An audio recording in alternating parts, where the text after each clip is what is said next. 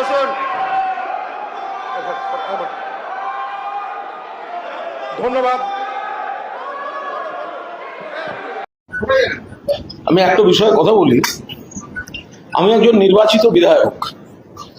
বেলেঘাটা কেন্দ্র থেকে আমি বিধানসভায় এসেছি মমতা বন্দ্যোপাধ্যায়ের নেতৃত্বাধীন সর্বভারতীয় তৃণমূল কংগ্রেসের বিধায়ক হিসেবে।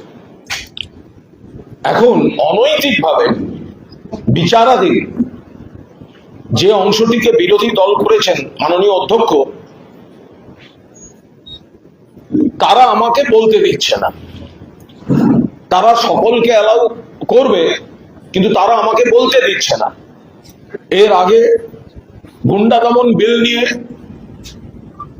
আমাদের পরিষদীয় নেতা শোভনদেব চট্টোপাধ্যায় আমার নাম দিয়েছিলেন। তথাকথিত স্পিকার পোষিত অনৈতিকভাবে নিযুক্ত যে বিরোধী শিবির,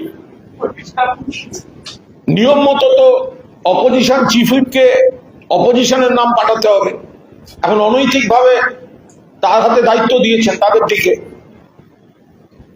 আমার নাম কাটা হয়েছে। আজ হোম বাজেট আমাদের দল থেকে, আমাদের শিবির থেকে, আমরা মূল দল একটা স্পিকার ওনাদের অনৈতিকভাবে দায়িত্ব দিয়েছেন।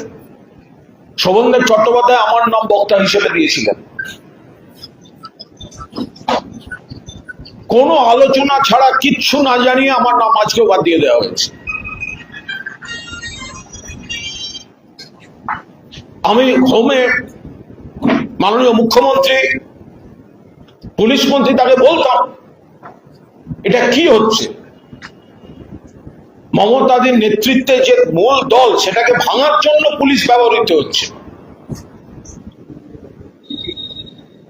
অ্যারেস্ট, ডিটেনশন, ধরপাকড়, 21শে জুলাইও যাতে না আসতে পারে আমাদের নেতাদেরকে সব থানায় থানায় অ্যারেস্ট করে রাখা।